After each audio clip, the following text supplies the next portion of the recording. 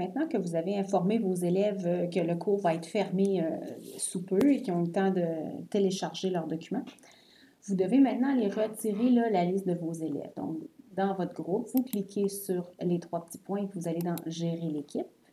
Vous allez dérouler membres et invités. Et puis, à ce moment-là, ça va être possible pour vous là, de cliquer pour chacun des élèves sur le X qui est ici.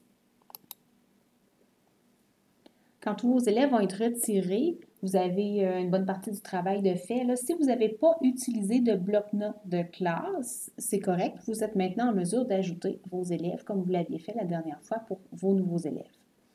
Si vous avez utilisé un bloc-notes de classe, vous allez constater, avant d'inscrire vos prochains élèves, que dans le bloc-notes, même si j'ai retiré l'élève, elle est toujours ici dans le bloc-notes. C'est un petit peu complexe à retirer. Je vous dirais, si jamais vous avez une copie de votre bloc-notes sur OneNote, votre original sur OneNote dans votre espace Office, là, et que vous le récupérez à chaque fois que vous refaites une classe, c'est possible à ce moment-là juste de supprimer la classe et puis de remettre votre bloc-notes dans la même classe qui portera le même nom.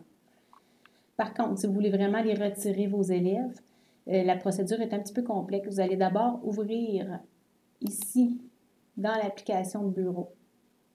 Si vous n'avez pas, vous allez devoir télécharger l'application de bureau. Probablement qu'on va vous demander de vous connecter. Okay. Ici, là, je suis sur mon application de bureau de OneNote. L'interface est vraiment différente, mais ça ne se fait pas en ligne.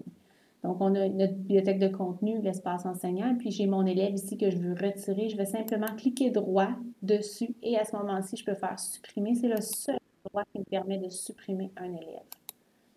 Donc, je supprime tous mes élèves ici un à un. La synchronisation se fait là, assez automatiquement. On peut lui laisser un petit peu de temps pour être certain. Là, ici, ça indiquait que c'est en synchronisation, c'est terminé. Donc, je peux fermer ça.